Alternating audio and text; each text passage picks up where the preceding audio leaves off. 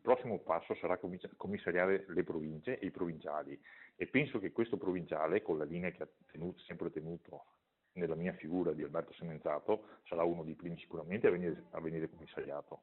La profezia di Alberto Semenzato, datata 3 marzo scorso. Erano passate poche ore dalla decisione di commissariare la Liga Veneta e Flavio Tosi, e il segretario provinciale veneziano del Carroccio, Tosiano Di Ferro, già sentiva l'aria pesante attorno a lui e al suo direttivo, il più agguerrito, quello lagunare, contro le scelte del Consiglio federale.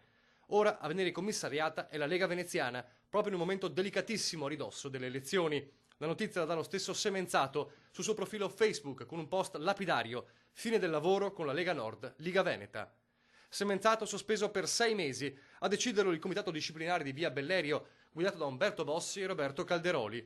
Ufficialmente nel mirino alcune dichiarazioni su Facebook ritenute offensive per il partito, ma Semenzato era stato chiaro, anche a voce, in quei giorni turbolenti per la Lega, pronto a contrastare la decisione di commissariare il Veneto. Questo è un affronto a tutti i militanti che hanno votato democraticamente le segreterie provinciali e a sua volta il segretario nazionale. Di conseguenza a questo punto si sentono esautorati.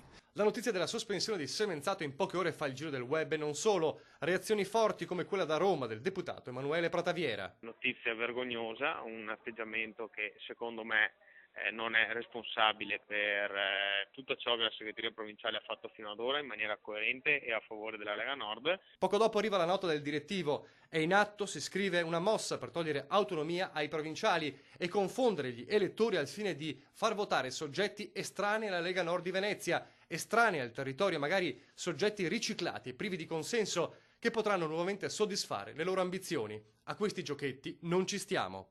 Il riferimento è chiaro, perché contemporaneamente alla sospensione sarebbero stati avviati contatti per indicare l'ex leghista Francesca Zaccariotto come candidata anche della Lega Nord a sindaco di Venezia, dopo che lo stesso Semenzato aveva detto mai con lei e con gli ex del Carroccio. Se per caso, e questo non me lo auguro, in qualche lista entrano i fuoriusciti della Lega, questo sarebbe molto grave. La polveriera veneziana, già al centro dell'espulsione 2013, sta per riesplodere. Il direttivo è pronto a riunirsi a breve e decidere le contromisure, non ultima quella di una clamorosa autosospensione di massa.